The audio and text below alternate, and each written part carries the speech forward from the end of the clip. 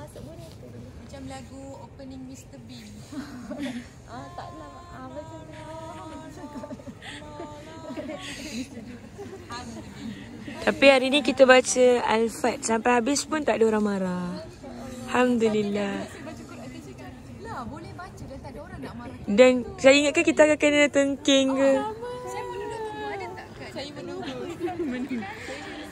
Alhamdulillah. Alhamdulillah bila Islam tu berkuasa. Solat macam cakap tadi kan. Solat, mengaji tak ada orang musik kita. Cuba kalau dekat tempat yang Islam tak tertegak. Kita tengah solat pun dia tengking kan. Seronok lah. Okay lah. Biarlah saya kat sini malam ni korang balik lah. Korang, saya nak share ayat 27. Benda yang kita cakap tadi tu, memang Allah dah cakap dalam surah Al-Fat ni kan.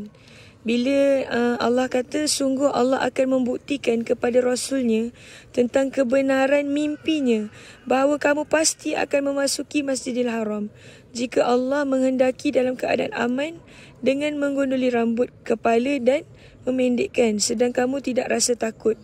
Maka Allah mengetahui apa yang tidak kamu ketahui. Dan selain itu, dia telah memberikan kemenangan yang dekat. So macam dia cakap kat sini kan, macam satu ketika dulu ataupun macam kita rasa bila Islam tu tak tertegak kan, memang seluruh dunia ni ataupun diri kita sendiri akan sentiasa dalam keadaan takut. Tapi Allah janji Allah akan tukar dalam keadaan aman.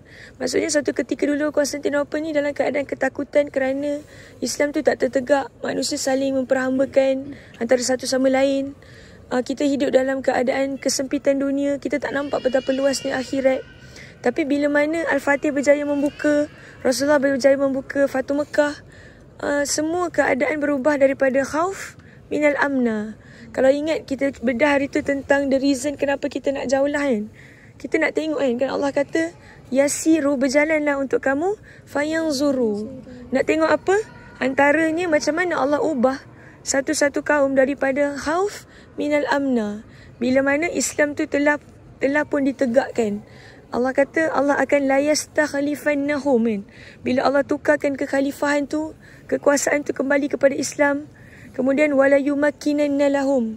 Bila mana Islam tu diteguhkan. Dan lepas tu apa yang akan berlaku? Wala yubaddilannahum. Allah akan tukarkan daripada takut kepada sentosa. Dan itulah yang kita tengah hadapi sekarang.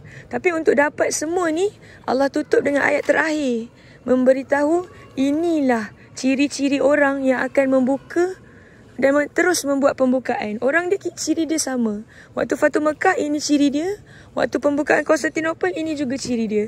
Apa ciri dia? Muhammadur Rasulullah walladzina ma'ahu asyidda'u 'alal kuffar ruhama bainahum. Orang-orang yang berada bersama dengan Nabi Muhammad itu adalah orang yang apa?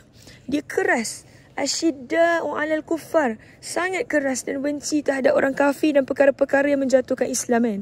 Tapi bila mana dia bersama-sama dengan orang Islam, ruhama, penuh dengan rahim, penuh dengan rahmat kan.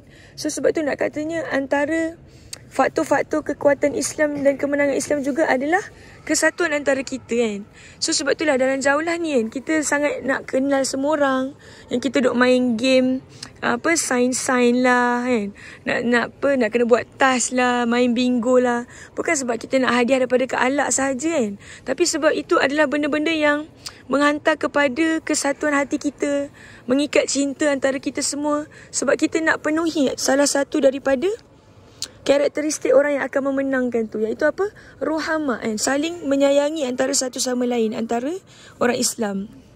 Tarahum ruk'an sujada, ni karakteristik yang seterusnya. Bila kau tengok mereka ni sangat banyak ruk'an sujada, sangat banyak sujud, sangat banyak solat kan. Rukuk dan sujud ni maksudnya solat lah kan.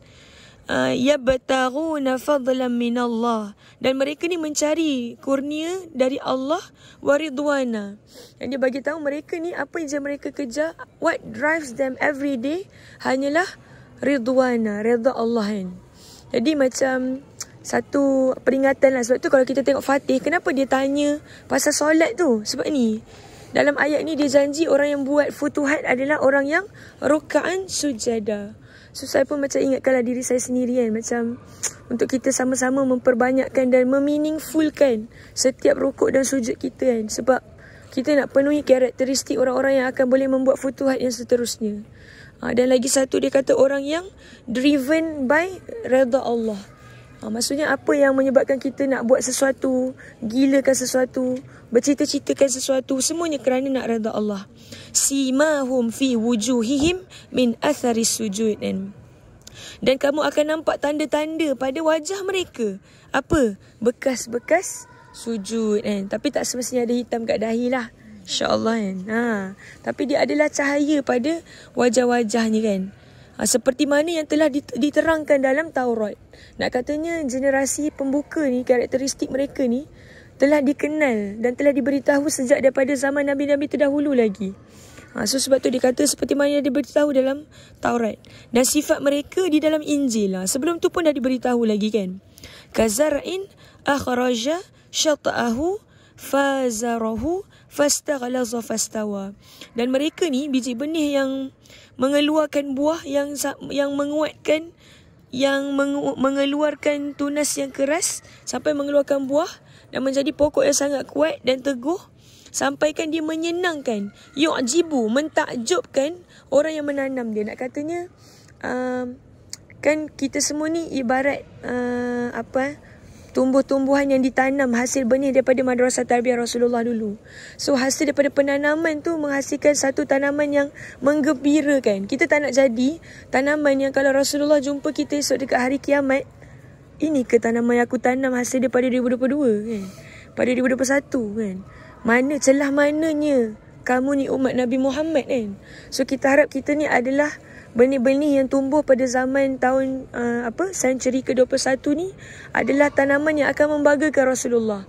Yang Rasulullah kata aku rindu ikhwanku tu adalah kita lah kan. So secara mudahnya 28 ni ayat 29 ni, inilah ciri-ciri individu Muslim yang akan membuat futuhat yang seterusnya. So kalau kita kata kita nak jadi tangan-tangan dan ejen-ejen yang nak membuat semula kebangkitan yang seterusnya, jomlah kita sama-sama tabiah diri kita sampailah segala ayat yang disebutkan dalam karakteristik yang disebutkan dalam ayat ni tertegaklah pada diri kita, insya-Allah. Kalaupun kita mati dalam keadaan tak sempurna, at least kita mati dalam keadaan mencuba, gagal, bangkit lagi, cuba lagi sampailah kita bertemu dengan Allah, insya-Allah. Wallahu a'lam. Serahkan balik pada Kak Kotrun.